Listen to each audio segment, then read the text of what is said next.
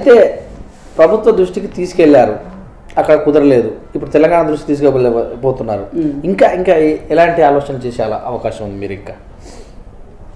ఇంకా ఎలాంటి ఆలోచన చేసే ఇది ఉందంటే, మనిషి అనుకుంటేనే ఈ ప్రపంచాన్ని సృష్టిస్తున్నారు. Only men power. అందువల్ల ఏంటంటే మనిషి అనుకుంటే ఏదైనా చెయ్యొచ్చు అనేది నా ఒపీనియను. దీనికోసం ఏమిటంటే పేదలు అనేవాళ్ళు అంటే వేరే కంట్రీస్లో చూస్తున్నాను కాబట్టి వెళ్ళి, సో పేదలు అనేవాళ్ళు లేకుండా చెయ్యాలని ప్రభుత్వాలు కానీ అనుకుంటే ఖచ్చితంగా చేయొచ్చు. అంటే పేదలు అంటే నేనేమంటానంటండి, కష్టపడిన దాన్ని బట్టి ప్రతిఫలం, రేంజ్లు, ర్యాంకులు. బాగా మెరిట్ స్టూడెంట్ ఉంటాడు, వాడు ఖచ్చితంగా ఫస్ట్ వస్తుంది. ఇది ఏమిటి, సమాజంలో మన రేంజ్ని తెలుపుకునే ఇది. కానీ పేదలు అనేవాళ్ళు ఎవరు ఎలా ఉంటారు, అనాథలు అనేవాళ్ళు ఎలా ఉంటారనే దానికి నేను ఇందాక ఒక వర్డ్ చెప్పాను. బిడ్డల్లో కోల్పోయిన వాళ్ళు పెద్దవాళ్ళు ఉంటారు, వాళ్ళకి అసలు ఎట్టెళ్ళాలో తెలియదు వాళ్ళకి.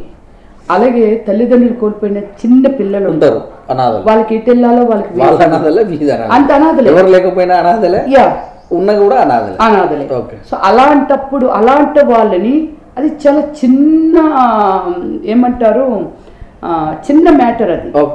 దాన్ని కూడా ఈ ప్రభుత్వాలు ఎలా సాల్వ్ చేయలేకపోతున్నాయి. ఇంకే మంచి మనసున్న వాళ్ళు అంతా చెడే ఉండదు కదండి, మంచి కూడా ఉంటుంది ఈ భూమి మీద. సో అలా చెయ్యాలనుకుందరు ఎవరైనా వెళ్ళినప్పుడు ఏ విధంగా ఏమిటనేది క్లారిటీగా తెలుసుకొని, దానిలో ఉన్న క్వాలిటీ ఏమిటనేది తెలుసుకొని ఖచ్చితంగా ప్రభుత్వం ఎంకరేజ్ చేస్తే ఇక్కడ ఎక్కడైతే చాలామంది అడుక్కుంటున్నారో వాళ్ళు చాలా వరకు తగ్గిపోతారు. అన్ని ప్రభుత్వాలే చెయ్యాలని రూల్ ఏమీ లేదు, కానీ ప్రభుత్వాల హెల్ప్ ఎవరైనా చెయ్యాలని అనుకున్నప్పుడు కంపల్సరీ అవసరం.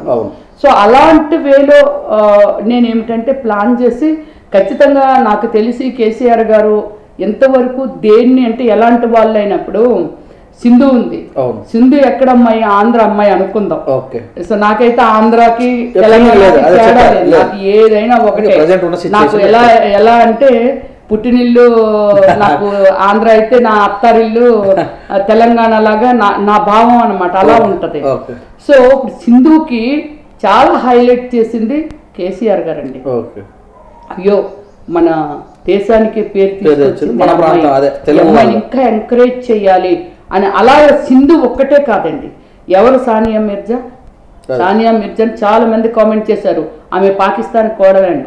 కాదు, మన అమ్మాయిని మనం ఎంకరేజ్ చేయాలి, కొన్నిట్లో మనం ప్రమోట్ చేయాలి అంటే కేసీఆర్ గారికి అంత మంచి భావాలు ఉన్నాయి అన్నమాట.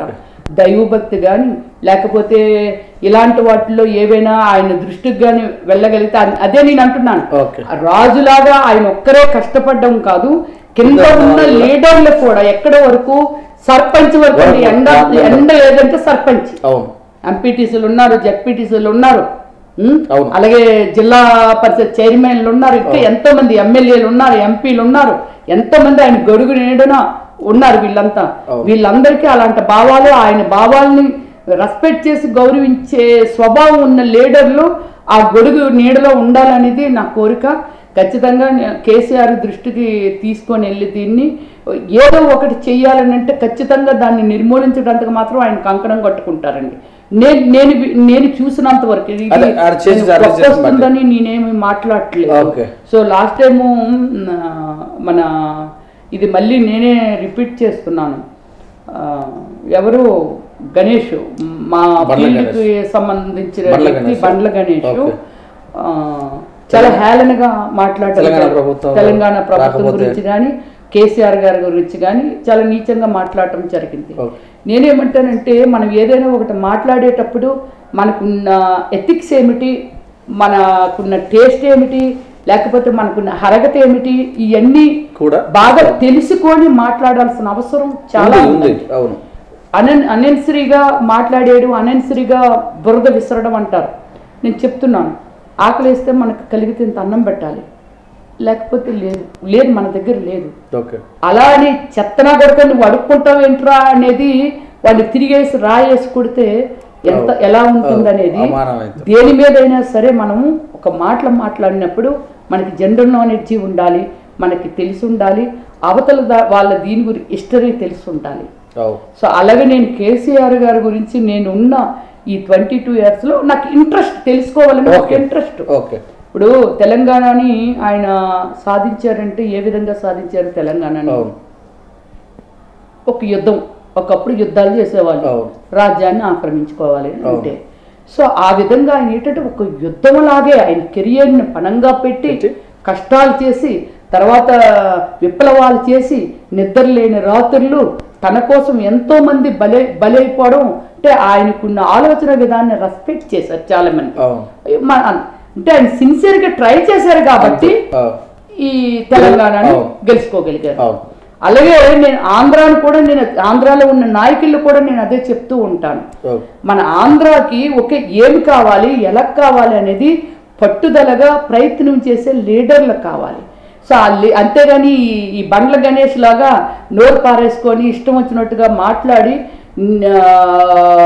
మేము కూడా రాజకీయాల్లోకి వచ్చేస్తాము అంటే నేను అదే అంటున్నాను. ఇక్కడ అక్కడ అని కాదండి, మనుషులు అనేవాళ్ళు రాజకీయాల్లోకి వచ్చే వాళ్ళు ఏమిటంటే ఒక ఫ్యాషన్తో రావాలి, ప్రజల మీద ఒక మంచి అభిమానము అభిప్రాయం ఉండేవాళ్ళు రావాలి. కానీ ఇలా మిడిమిడి జ్ఞానం ఉండి వచ్చిన వాళ్ళు, అది ఆంధ్ర అయినా లేకపోతే తెలంగాణ అయినా లేకపోతే మహారాష్ట్ర అయినా లేకపోతే వాటెవర్ ఎక్కడైనా ప్రజల్ని ఎండగట్టే వాళ్ళు ఇలాంటి వాళ్ళు. ఈ బండ్ల గణేష్ లాగా మిడిమిడి జ్ఞానంతో వచ్చేసే వాళ్ళు అది ఆంధ్రాలోనూ ఉన్నారు, ఎక్కడైనా ఉన్నారు. అలాంటి వాళ్ళని దయచేసి ఒక సీఎం క్యాడర్ అనుకొని మేము అందరినీ మాకు దాటి కింద నడిపిస్తాం అనుకునే వాళ్ళు దయచేసి ఇలాంటి వాళ్ళని ఎంటర్టైన్ చేయకండి అనేది నా వాదన అన్నమాట. అయితే ఎల్లాక మాట అన్నారు మీరు చేస్తున్న సేవా కార్యక్రమాలు రాజకీయంలోకి వస్తే బాగుంటుంది కదా, ఇంకా చేయొచ్చు అన్నారు కదా. అయితే ఇప్పుడు ఆ వైపుగా అడుగులేసే అవకాశం ఏమైనా ఉందా? తప్పకుండా అండి, చెప్పాను కదా నా గోల్ ఏమిటి, ప్రజలకు సేవ చేయడం. అది ఏ రూపమైనా అవనియండి, సేవ చేయాలి. మీరు అన్నారు ఏమండి ఎక్కడి నుంచి తీసుకొస్తారు, 10 ఏళ్ళుగా మీరు చేస్తున్నారు, మీకు ఫండింగ్ ఎలాగా అనేది. నాకు ఫండింగ్ లేదు, నా కష్టార్జితంతో నాకు చేతనైనంత వరకు ఇక్కడ ఇంతైతే ఇంత చేస్తున్నాను, అక్కడ కొంచెం అంత పాజిబిలిటీ ఉంటే అంత చేస్తున్నాను. బట్ నాకు రాజకీయాల్లోకి ఈసారి కంపల్సరిగా నేను వచ్చి ప్రజల కోసం అండి నేను ప్రూవ్ చేస్తాను అంటున్నాను, నేను చూపిస్తాను. ఎగ్జాక్ట్లీ నాయకుడు అంటే ఏమిటి, నాయకులు అంటే ఎలా ఉండాలి, సేవ చేసే వాళ్ళే కావాలి, ప్రజల్ని పీడించి ప్రజలు రివర్స్ లో ప్రజలు దోసేసే వాళ్ళు కాదు. ఆ విధంగా ఉంటే ఈ టర్మ్ ఏకగ్రీవంగా ఎన్నుకోబడ్డ చంద్రశేఖరరావు గారు ఉండరు ఆ ప్లేస్ లోని. అలాంటి ప్రజాసేవ చేసే మెంటాలిటీ, ప్రజల కోసం బ్రతకాలి, మా ఎంతకాలం బ్రతుకుతాము, ప్రాణం తీసుకెళ్ళిపోతే వెళ్ళిపోతాము అని కొన్ని ఎథిక్స్ ఉన్నాయి. ప్రజల కోసం బ్రతకాలి, ప్రజల కోసం చేయాలనే ఎథిక్స్ ఆయన తెలంగాణ గెలుచుకున్నప్పటి నుంచి కానీ లేకపోతే ఇప్పుడు ఈ ప్రజాసేవ అంటే మన ఎన్నికల ముందు ఆయన తీర్పు, ప్రజలు ఇచ్చిన తీర్పు కానీ ఆ విధంగానే ఉంది. సో అందువల్ల ఏంటంటే అలాగా నేను ఏమిటంటే అది ఎక్కడ అనేది ఆంధ్రాలోనైనా సరే నేను ప్రజలు సేవ చేయటానికి ఖచ్చితంగా నేను రావాలి. కృష్ణుడు చెప్తాడు ఏమనంటే అవతారం ఎందుకు ఎత్తావంటే ఎక్కడ అన్యాయం జరిగితే అక్కడ అణచివేయడమే నా ధర్మము, అందువల్ల నేను అవతారాలు యుగే అంటే ఎత్తాలి, నేను జన్మిస్తూనే ఉంటాను అనే దానికి ఏమిటంటే నేను ఖచ్చితంగా ఏమిటంటే ఇప్పుడు అమాయత ఉంటుందో, ఎక్కడ అణచివేయబడుతుంటుందో, ఎక్కడ ఆకలి కేకలు వినబడతాయో అక్కడ రమేశ్వరి గారు ఖచ్చితంగా ఉంటుందండి. అది దేవుళ్ళైనా మనుషులమైనా భగవంతుడు సృష్టించిన వాళ్ళమే మనుషులం కాబట్టి. చెట్టు ఎండిపోతుంది, చూసుకుంటూ పోయే వాళ్ళు ఉంటారు, నీళ్లు పోసేవాడే కావాలి కదా, అక్కడ ఏ అవసరం అదే కావాలి ఖచ్చితంగా. ఇంకా ఓకే. అయితే ఇప్పుడు మీది ఒక కళల ప్రపంచం, కోట్లు పోగేసిన వాళ్ళు ఉన్నారు, రాజకీయ పార్టీలకు వచ్చి బాగా అంటే సినీ రంగంలో మీరు అక్కడ ఉన్నారు. మరి మీరు ఎంతో మందితో సినిమాలు తీశారు, పరిచయాలు ఉన్నాయి, వాళ్ళ స్పందన ఎలా ఉంది మీరు ఈ కార్యక్రమాలు చేస్తుంటే? అసలు ఖచ్చితంగా మంచి స్పందన అండి. మీకు డే బిఫోర్ ఎస్టర్డే 10 కాళ్ళు జీ తెలుగులో. అంటే ఇంతవరకు నేను సీరియల్స్ చేయలేదు, అన్ని మూవీసే. సో జీ తెలుగు వాళ్ళు నన్ను నా టాలెంటా లేకపోతే ఇంకోటి అనేది బంగారు గాజులని సీరియల్లోని ఇంపార్టెంట్ రోలు 10 మంది కాల్ చేసి రిక్వెస్టింగ్ అనమాట. లేదండి మీరు ఈ సీరియల్లో మీరు చెయ్యాలి మేడం అని అంటే నేను చెప్పాను ప్రజాసేవలోనే ఉన్నానంటే ఏమంటే డబ్బులు వస్తాయి కదా, బాగా ప్రజాసేవ ఇంకా బాగా ఖర్చు పెట్టచ్చు అనేసి. బట్ దానికి అంటే ఎంత స్పందన చేసిన ఈ సేవా కార్యక్రమాలన్నీ ఇవన్నీ మంచి పనులు చేస్తున్నావు రమ్య, ఇంకా ప్రజల్లో నువ్వు ఐడెంటిఫై అవుతావు. ఈ మధ్యకాలంలో తెలుగులో సినిమాలు రాలేదు, నువ్వు సీరియల్ చేయాలి, సీరియల్ చేస్తే ఇంకా ప్రజలు నిన్ను ఐడెంటిఫై చేస్తారు, బాగా డబ్బులు వస్తాయి, వస్తే ప్రజాసేవ బాగా చెయ్యొచ్చు అనేది. అంటే మీరు ఇప్పుడు చెప్పే అవకాశం గురించి అంటే సినీ రంగంలో బాగా కోఆపరేషన్ అంటారా లేకపోతే ఐడెంటిఫికేషన్? ఐడెంటిఫికేషన్ అంటే తెలుసు రమ్య అంటే కొత్తగా ఈ కార్యక్రమాలు చేస్తున్నారు కదా, అమ్మ నువ్వు బాగా చేస్తున్నావు, నా తరపు ఇంకా నేను చేస్తాను, ఇలా చెయ్యి ఇలా చేయనటువంటి ఆలోచనలు. అంటే మీరు సినీ రంగం కదా, నిర్మాతలు ఉన్నారు, క్యారెక్టర్ ఆర్టిస్టులు ఉన్నారు, అందరూ కూడా గొప్ప గొప్ప వాళ్ళు, లేని వారు అని అంటలేను నేను, గొప్ప వాళ్ళు కూడా చాలా మంది ఉన్నారు. వాళ్ళందరూ ప్రోత్సాహం అంటే బాగా చేస్తున్నారు రమ్య, ఇంకా మేము ఇంకే చేస్తాను, హెల్ప్ చేస్తాను అంటే తత్వాలు ఉన్న వాళ్ళు ఎవరైనా మీకు టచ్ అయ్యారా? నాకు ఇంతవరకు తటస్థించలేదు. అలానే నేను కూడా ఏ ఒక్కరిని మీరు అడగడం కాకుండా నేను అడగలేదు, వాళ్ళు కూడా ఎవరు ముందుకు రాలేదు. ఓకే. సో అంటే నా ఇన్వాల్వ్మెంట్ లేక రాలేదా, లేకపోతే అడగింది అమ్మాయినా అన్నం పెట్టదు అని అంటారు కదా. అంటే మీరు చేసేది ఒక ప్రజలకు, సామాన్య ప్రజలకు, అంటే ఒక రేంజ్లో ఉన్న వాళ్ళు సామాన్య ప్రజలకు చేస్తున్నారు కానీ, కానీ పర్లేదు బాగా చేస్తుండ్రు, ఇంకా ప్రోత్సహిస్తే ఇంకా బాగుంటుంది. అంటే ధన రూపకంగానా, సహాయ రూపకంగానా, ఏదో ఒక రూపకంగానన్నా కనీసం మెచ్చుకోవాలన్నా జరిగిందా మీకు అనుకో? అంటే మీ అంటే ఇప్పుడు ఫర్ ఎగ్జాంపుల్ నేను క్లాస్మేట్స్ మా ఫ్రెండ్స్ వాళ్ళు ఏదైనా పని చేస్తే అంటే ఇప్పుడు మీకు వాళ్ళ మీ ప్రపంచం అంతా వాళ్ళు కలిసి మెలిసే ఉంటారు కదా, అంటే నీ పక్క పోటీ నీ ఎదురుగానే ఉన్న వాళ్ళే, వాళ్ళ నుంచి ఎలా వచ్చు సమాజంలో ఎలాగో వచ్చింది పేరు రమ్యశ్రీ గారు బాగా చేస్తున్నారు అని. అంటే నీ వెనక ఉన్న వాళ్ళు, నువ్వు కలిసి తిరిగే వాళ్ళు, అంటే నువ్వు ఫ్యామిలీ మెంబర్ సినీ రంగంలో ఎలా? ఇంతవరకు నాకు ఆ కోఆపరేషన్ అయితే దొరకలేదు ఎవరి గుండాను. సో నేను ఎక్స్పెక్ట్ కూడా చెయ్యలేదు. అంటే మీరు అన్నట్టుగా ఏంటంటే స్వచ్ఛందంగా మీరు ఇంత మంచి కార్యక్రమాలు ఇప్పుడు ఫస్ట్ ఇంట్లో కలిసి ప్రోత్సాహం తర్వాత చేయాలి. బట్ ఆ కోఆపరేషన్ అయితే నాకు మా ఫిల్మ్ ఇండస్ట్రీ నుంచి అయితే రాలేదు. చెప్పాను కదా నేను ఎక్స్పెక్ట్ కూడా చేయలేదు. బట్ నాకు ఎంతవరకు మేబీ వీలు పడుతుందో అంతవరకు చేస్తున్నాను. ఒక్కరిని నా స్వభావం ఎలాంటిది అని అంటే ఒక్కరిని ఇబ్బంది పెట్టకూడదు. మీరు ఇబ్బంది అంటే ఇప్పుడు మీరు ఇబ్బంది కాదు కానీ అలా నా ఫీలింగ్. ఇప్పుడు మిలియన్స్ మీ సినీ ఇండస్ట్రీలో గొప్ప గొప్ప వాళ్ళు ఉన్నారు, మీరు చేసిన దానిలో చిన్నది పాలు పంచుకున్నా దాని సాటిస్ఫాక్షన్ వేరే. అలాగే ఎవరైనా ముందుకు వచ్చారా అని అడుగుతున్నారు. ఇంతవరకు ఎవరు నాకైతే ఆ హెల్ప్ అయితే చెయ్యలేదు. ఇంకా మీ ఫ్రెండ్స్ ఉంటారు అంటే చిన్నప్పటి నుంచి పెరిగిన వాళ్ళు, మీ చుట్టుపక్కల వాళ్ళు, మీ రిలేషన్స్, ఈమె చక్కగా అలా చేసుకోక ఇదేంది పిచ్చి పిచ్చి కార్యక్రమం అంటే ఐ మీన్ మీరు చేసి పిచ్చి కార్యక్రమం ఇలా ఎందుకు వెళ్తుంది అనేటటువంటి సజెషన్స్ కానీ వెనకోటి కానీ ముందులోటి కానీ మాట్లాడిన సందర్భాలు ఏమైనా వచ్చాయి? నా విషయంలో అందరూ హృదయం ద్రవించే పనులే, అంటే కళ్ళకు కట్టొచ్చినట్టు కనిపించే ఇవే నేను చేస్తున్నవన్నీ. ఓపెన్ ఇది అనమాట, దీనిలో ఏమీ సీక్రెట్ ఏమీ లేదు. బట్ నా ఫ్యామిలీలో కానీ ఫ్రెండ్స్ కానీ సో అన్బిలీవబుల్ అంటారు. అసలు ఇలా ఎవరైనా చెయ్యగలరా అసలు? అసలు ఇండస్ట్రీ అని అంటే సెకండ్ ఇస్తేనే వాళ్ళ చేతిది ఏమైనా అంటుకుంటుందా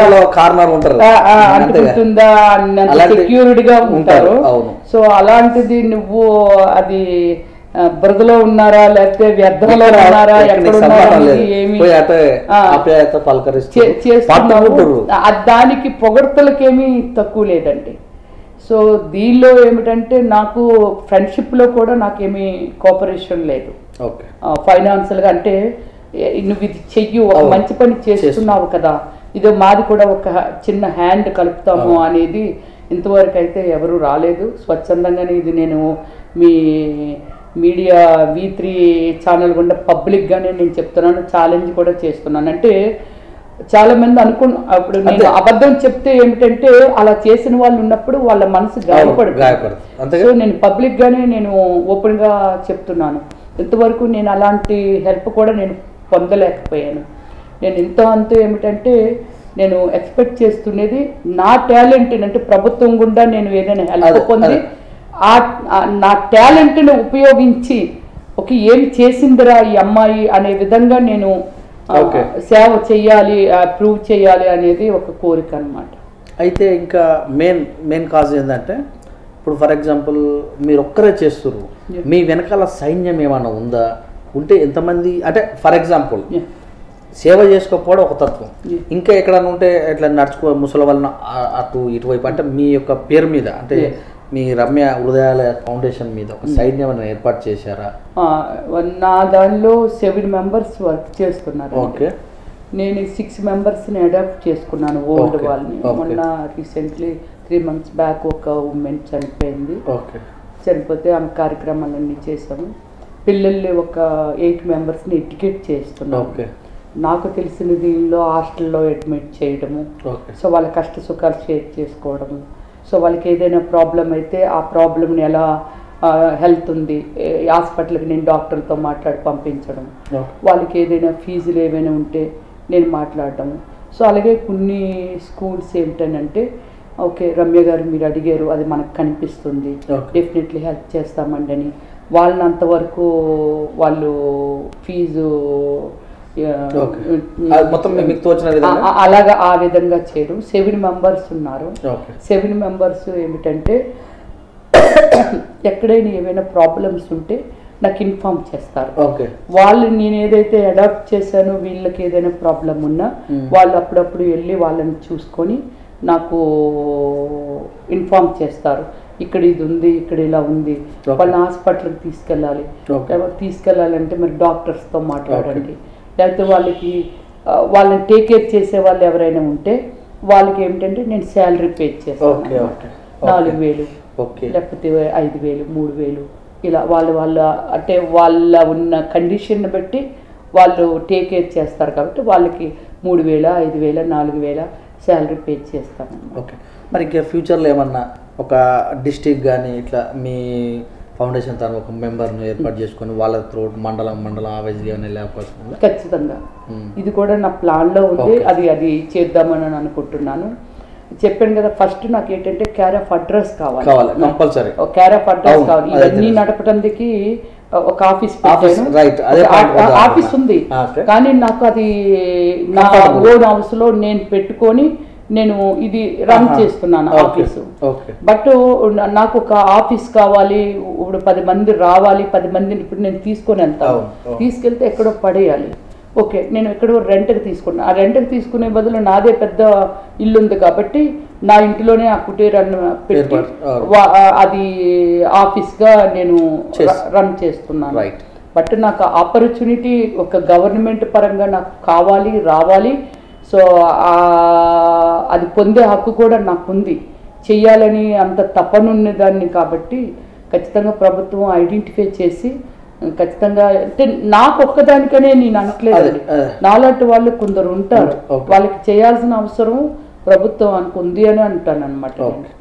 అయితే ఇప్పుడు మీరు చేసే ఏవైతే ఉన్నాయో మీరు చూస్తే చేస్తున్నారు, ఒకవేళ వాళ్ళకి ఇట్లా రమ్య గారు ఈ పని చేస్తున్నారు స్కూల్ ఫీజుల విషయం అయితే హెల్త్ విషయంలో మెడిసిన్ విషయంలో కొందరికి తెలుస్తుంది, అయితే తెలియని వాళ్ళు మీ పేరు తెలిసి ఇట్లా రమ్య దగ్గరికి వెళ్తే నాకు సాల్వేషన్ అవుతారన్నాం, అలాంటి వాళ్ళు మీ దగ్గర చేరుకోవాలంటే వాళ్ళకి ఏ రకంగా హెల్ప్? అదే ఈ 7 members చేస్తున్నా కానీ ఇప్పుడు ఇందాక ఒక అబ్బాయి కాల్ చేశారు సంతోష్, వాళ్ళ ఫాదర్ చనిపోయారు. వాళ్ళ ఫాదర్ చనిపోయారంటే పూర్ ఫ్యామిలీ అనుకున్నా, వెళ్తే నేను ఏం చేస్తాను ఆ దగ్గరుండి దహన సంస్కారాలు అవన్నీ దగ్గరుండి చేయిస్తాను, చేయించి దానికి ఒక 2,000 3,000 అవుతాయి. అయితే అవి నేను ఫేస్ చేస్తాను. మొన్న ఒక పాపం చిన్న పిల్లలు 2 ఆడపిల్లలు, వాళ్ళ నాన్నగారు లారీ క్లీనరు, బైక్ మీద వస్తూ అదే రోజు బైక్ సెకండ్ హ్యాండ్ తీసుకున్నాడు, అదే రోజు యాక్సిడెంట్ లో చనిపోయాడు ఆయన. సో ఆ పిల్లని నేను ఒక హాస్టల్లో జాయిన్ చేశాను. అప్పుడు దహన సంస్కారాలకి ఈ డబ్బులు అవుతాయంటే ఒక 3,000 రూపాయలు ఇచ్చి ఆ దహన సంస్కారాలు అయ్యి చేపించాను. అంటే వీళ్ళు ఎవరైతే ఉన్నారో నాకు ఇన్ఫార్మ్ చేస్తుంటారు, ఉంది ఇది ఉంది మనం చెయ్యగలమా చేద్దామా అనేది వీళ్ళు చెప్పినప్పుడు వాళ్ళు నాకు కాల్స్ వస్తాయి. ఓకే, అంటే నేను ఏమంటారంటే ఈ 7 members అంటే తక్కువ, ఎందుకంటే ఇప్పుడు ఓన్లీ తెలంగాణ తీసుకున్నా కూడా 4 crores. అంటే ఈ రోజులలో దాదాపు మాక్సిమం 50% దరిద్ర రేఖ కింద ఉన్న వాళ్ళే, పిల్లలు చదివించిన వాళ్ళు, ఫుడ్ సరిగా లేని వాళ్ళు, ఇప్పుడు చలికాలం దుప్పట్లు అని, స్టిక్స్ అని, అంటే వీళ్ళందరికీ ప్రభుత్వం చేస్తున్నా ఇంకేదో చేస్తున్నా కూడా ఇంకా దాదాపు అపన్నాస్తాల కోసమే. ఇట్లా రమ్మయ్య గారు ఫలానా చోట ఇట్లా క్లాత్స్ పంచుతారంటే తండాలుగా వచ్చేస్తారు. ఇదైతే నిజంగా వచ్చేస్తారు. అయితే ఇలా ఒక లిమిటే చెప్తున్నాను, నేను ఒక 200 మందికి ఇస్తాను, 300 మందికి ఇస్తాను, నేను దానికే నేను అనేది. ఇప్పుడు నాకు ఒక 10 ఎకరాలు ఎంతో దీన్ని నేనంటాను, దాన్ని కూడా నేను బ్యాలెన్స్ చేయలేను. 10 ఎకరాలు ఇచ్చినా బ్యాలెన్స్ చేయలేను. కేసీఆర్ గారు ఉన్నారంటే కేసీఆర్ కింద ఎంతమంది ఉన్నారో చూడండి. ప్లేస్ అది ఒక్కటే కాదు, అవునా? ఒక కరీంనగర్ ఉంది, ఒక నిజామాబాద్ ఉంది, ఒక హైదరాబాద్ ఉంది, లేకపోతే వరంగల్ ఉంది. అంటే ఎలా డివైడ్ అయింది, అలా నాలాగా చేయటానికి చాలా మంది ఉన్నారు. ఆ చాలా మంది కూడా అవకాశాలు ఇస్తే చేయటానికి రెడీగా ఉన్నారు. సో దీన్ని ఒకటి. ఇంకోటి ఏంటంటే నేను చెప్పేది, ఎంతోమంది కోట్లు ఉండి కూడా ఈ గవర్నమెంట్ స్థలాల్ని దోసేసుకుంటారు, కబ్జాలు చేసేస్తున్నారు, చేసేసి ఏదో చేసుకుంటున్నారు. కానీ ఇలాంటి అనాథల్ని టేక్ కేర్ చేయటానికి కొందరికి కానీ ఇస్తే మనం ఏంటంటే చాలా వరకు నాకు ఇచ్చిన ప్లేస్ని బట్టి, నా తెలివిని బట్టి, నాకున్న ఇంట్రెస్ట్ని బట్టి, ఓపికని బట్టి నేను ఎంతమందిని గ్యాదర్ చేయగలను. ఇంకా చేయాలంటే కొన్నిట్లకి అడాప్ట్ చేయగలను. అయితే మీరు మహిళ సమస్యలు తోటి మహిళలు మీ దగ్గరికి వస్తుంటారు, అప్రోచ్ అవుతున్నారు? అంటే ఎలాంటి సమస్యలతో వస్తారు ఎక్కువ? ఎలాంటి సమస్యలు? ఇప్పుడు ఒక అమ్మాయికురాలు ఎవరినో ప్రేమించింది, ఒక 3 months కాపురం చేశారు. తర్వాత అతని దృష్టిలో డైవర్స్ వదిలేసి, ఇది పెద్ద ఫ్యామిలీస్ అయితే డైవర్స్, ఈ కింద లెవెల్లో ఉన్న వాళ్ళకి వదిలేసి నిర్దక్ష్యంగా వెళ్ళిపోయి ఈవిడేంటి ఎక్కడికో వెళ్ళాడు వస్తాడులే అనేది ఒక 10 రోజులు 15 రోజులు చూస్తూ ఉంటుంది. తర్వాత పేరెంట్స్ని చేస్తుంది, లేదా పేరెంట్స్ కూడా లేరు అని అనుకోండి. లేనప్పుడు ఏమిటంటే తర్వాత ఏమైపోయాడు. సో ఒక వీడు రాడు నన్ను చీట్ చేశాడు, అలాంటి వాళ్ళు ఇంకేజ్ మన దగ్గరికి వచ్చారు. సమాజంలో ఒక్క ఆమె వచ్చింది, అలాంటి వాళ్ళు వేల మీద ఉంటారు. ఇలాంటి ప్రాబ్లం ఇంకేజ్ వచ్చిందనుకో, ఆమెకి జీవనోపాధి, నీకు పని ఇప్పిస్తాను, పని చేసుకో. మొగుడే కానీ నిన్ను చీట్ చేశాడంటే ఎక్కడో వెతికి పట్టు తెచ్చినా వాడు నీకు కరెక్ట్ కాదు, అనుకుని తాటు వాడికి వచ్చేసింది కాబట్టి పారిపోయాడు. వాడిని తీసుకొచ్చినా నిన్ను చంపేస్తాడు. ఇలాంటి జాబులు కూడా చాలా చూస్తున్నాం. సో ఆమెకి ఏంటంటే నీకు ఒక జీవనోపాధి కల్పిస్తాను. ఏమి జీవనోపాధి? ఓకే, నువ్వు 2 ఇళ్లలో పని చేసుకున్నా, లేకపోతే 4 ఇళ్లలో పని చేసుకున్నా, లేదా నువ్వు చదువుకున్నావని అంటే నువ్వు ఏం చేయగలవు? ఒక బట్టల షాప్లో పెట్టేస్తాను పోనీ అంటే నీ దీనికి గవర్నమెంట్ జాబ్ రాదు, ఓ బట్టల షాప్లో పెట్టేస్తాను. ఇప్పుడు ఒక మెడికల్ స్టోర్లో 10th క్లాస్ పోయిందా, నువ్వు ఇంగ్లీష్ లెటర్స్ అయితే చదవగలవు కదా. సో అలాగ డిఫరెంట్ కోణంలో అలాంటి వాళ్ళు వస్తే అలాంటి వాళ్ళు. కొందరు ఏమిటంటే ఓకే నా పేరెంట్స్ లేరు, నేను ఇంతవరకు చదువుకున్నాను, ఎవరో రేప్ చేశారు నన్ను, ఆ రేప్ చేశారనే పిల్లని ఓకే వాడికి ఇచ్చి మళ్ళీ పెళ్లి చేస్తే అంటే ఒకలా లేకపోతే ఇంకోలా అనేది, వాడు నన్ను అక్కడ రేప్ చేశాడు అనుకున్నప్పుడు ఓకే నేను అడుగుతాను అనమాట, వాడు ఎవడు ఏమిటి అని. వాడితో ఏమిటి పెళ్ళైనోడు అనుకుందాం, పెళ్ళాడు అనుకున్నప్పుడు మనం పెళ్లి చేయలేము కదా. సో వాడికి దానికి ఏమిటి అనేది ఒక భరణం లాగా ఏదో తనకి ఒక 20,000 వాడి స్తోమతను బట్టి 10,000 ఎంతో ఇప్పించి ఆ అమ్మాయికి ఒక జీవనోపాధి. తప్పు నువ్వు చేయలేదు, బాధపడాల్సిన అవసరం నీకు లేదు. వాడి దుర్మార్గుడు, లేదా అలాంటి వాళ్ళు మరీ దుర్మార్గుడు అనుకున్నప్పుడు అలాంటి వాడిని ఏంటంటే పోలీస్ స్టేషన్కి తీసుకెళ్ళి పోలీస్ స్టేషన్లో ఒప్పించి వాడిని వదిలేశారని అనుకోండి, వాడు ఈ అమ్మాయి తర్వాత ఇంకొక అమ్మాయిని చేస్తాడు. చేసి వదలకండి. నా ఆర్గ్యూ ఏమిటి? తప్పులు జరిగినవి మాత్రం స్క్రోలింగ్లో చూపిస్తున్నారు. వీడు మర్డర్ చేశాడు, వీడేమో హత్య చేశాడు, లేకపోతే రేప్ చేశాడు అనేది. ఎండ్ ఆఫ్ ద డే పరిష్కారం ఏమిటి అనేది దాని మీద కూడా ఫైట్ చేస్తున్నాను. ఇప్పుడు మీరు చెప్పేది బాగానే ఉంది. మీ సినీ రంగంలో కూడా మీ సినీ రంగంలో కూడా 90% మంది ఖచ్చితంగా చేయకపోతే రాణించరు అనేటటువంటి పెద్ద యుద్ధమే జరిగింది. దాని మీద ఎందుకు పోరాటం చేయాలి? తప్పు 90% చేయకపోతే అంటే పడుకోకపోతే ఇంకా గట్టిగా పడుకోకపోతే ఇవ్వట్లేదు అవకాశాలు అని పెద్ద దుమారం వెళ్ళేసింది. అక్కడ మీరు పోరాటం ఎందుకు చేయలేకపోతే? టోటల్లీ రాంగ్ అండి అది. అంటే నేను చెప్తాను, నేను ఆమె గురించి నాకు మాట్లాడటం కూడా ఇష్టం లేదు. ఇప్పుడు నేనేమంటానంటే ఆ మధ్య ఒక ఇది జరిగింది, పెద్ద యుద్ధమే. కళామ తల్లి 100 ఏళ్ళు, ఇప్పుడు 100 ఏళ్ళు మన స్వతంత్రం వచ్చి పోనీ 72 ఏళ్ళు అయినా 100 ఏళ్ళు అయిందండి సినీ ఇండస్ట్రీ పుట్టి. నేనేమంటాను, ఒక తల్లికి పుట్టిన బిడ్డలు ముగ్గురో ఇద్దరో నలుగురో అలా ఉండట్లేదు. ఒకడేమో డాక్టర్ అవుతున్నాడు, ఒకటి చెత్తగాడిలాగా తయారవుతున్నాడు. లేదు, సినిమా ఇండస్ట్రీ అనే దానిలోని రకరకాల క్వాలిటీ ఉన్న వాళ్ళు, ఇందులో హై క్లాస్ ఉన్నోళ్ళే రావాలి, లో ప్రొఫైల్ ఉన్నోళ్ళు రాకూడదు అనేది ఏమీ లేదు. అందరూ మిక్స్డ్ వాళ్ళు, రకరకాల ఒపీనియన్స్, రకరకాల ప్రాబ్లమ్స్ ఉంటాయి. బట్ సక్సెస్ వెనకాతల మీరు ఇందాక అన్ని పాయింట్ ఒక్కటే అయితే మాత్రం సక్సెస్ లేదండి. మీరు అనుకుని ఖచ్చితంగా చేయాలనుకునేది చాలా 10% మాత్రమే. ఆ బల్ల బుద్ధి చెప్పినటువంటి అంశం కూడా ఉంది. 10%లో మాత్రమే 90% కంపల్సరీ లేదు. అది దానికి నేను ఐఎమ్ నాట్ అగ్రీడ్. ఎందుకంటే నేను ఇన్ని లాంగ్వేజెస్ చేశాను, దగ్గర 370 సినిమాలు చేశాను, హీరోయిన్ చేశాను, వ్యాంప్ చేశాను, ఐటమ్ సాంగ్ చేశాను, క్యారెక్టర్ ఆర్టిస్ట్. ఆ రంగంలో ఎన్ని అయితే ఉన్నాయో అన్ని చేసేసారు.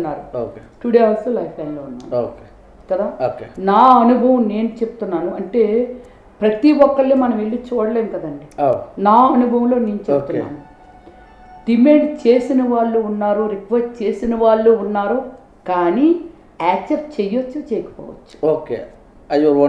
Your career. మనం మాట్లాడేది ఏమిటి, నేను ఏది చేసినా నేను పెద్ద స్టార్ని అయిపోవాలి అని అనుకున్న వాళ్ళు ఆ తప్పు చేస్తేనే అయిపోతారు అనుకుంటే తప్పు. అంటే ఏంటి, టాలెంట్ లేకుండా, ఏమీ లేకుండా, నీకు ఒక గోల్ లేకుండా ఓన్లీ పడుకుంటేనే అంత స్టార్ అయిపోతారా? కెరియర్ మొత్తం ఒక 25 ఏళ్ళు లేకపోతే 20 ఏళ్ళు సినిమాల్లో చేసేస్తారా? అలా పడుకుంటూ వెళ్ళిపోతేనే చేస్తారా? So first point. Second point నేనేమంటాను అంటే, ఇంజనీర్లు ఉన్నారు, డాక్టర్లు ఉన్నారు, కలెక్టర్లు ఉన్నారు, కలెక్టర్ కింద ఇంకా స్టాఫ్లు ఉన్నారు, ఇంజనీర్ల కింద ఇంకా ఇంకా ఉన్నారు, కంపెనీలో ఇంకా ఎంప్లాయీస్ ఉన్నారు. అందరూ మనుషులే కదా, ఇండస్ట్రీలో ఉన్న వాళ్ళు మనుషులే, అన్ని చోట్ల ఎందులో ఉన్నోళ్ళు మనుషులే కదా.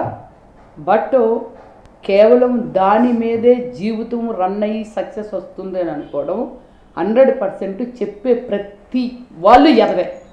నేను ఖచ్చితంగా ఈ పాయింట్ మీరు నోట్ చేసుకోండి. అది చాలా రాంగ్ అంటే 90% దానిలోనే ఉంటుంది అని అంటే, నేను ఈక్వాలిటీ మన ఒక సాఫ్ట్వేర్ కంపెనీలో దగ్గర 10,000 మంది 5,000 మంది ఎంప్లాయీస్ చేస్తారండి. మా కలాం తల్లిని నమ్ముకొని ఉన్న వాళ్ళు కూడా ఆల్మోస్ట్ అలాగే ఉన్నారు. సో ఆ కిందన ఉన్న ఇంకా ఒకళ్ళ క్యాడర్లే కదండి.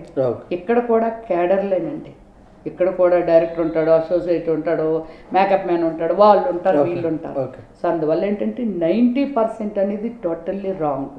సో ఒక రిక్వెస్టింగ్లో వాళ్ళకి ఇష్టపడితే చేస్తారు, లేకపోతే లేదు. ఒక డిమాండ్ కూడా ఉంది. ఆ డిమాండ్లో నేనేమంటానంటే నువ్వు తేల్చుకో. ఐఎమ్ సారీ అంటే సారీ అంటే మళ్ళీ అవకాశాలు అంతే మానే. అందుకే రావట్లేదు సక్సెస్ఫుల్గానే అన్నవాళ్ళు చాలా మంది.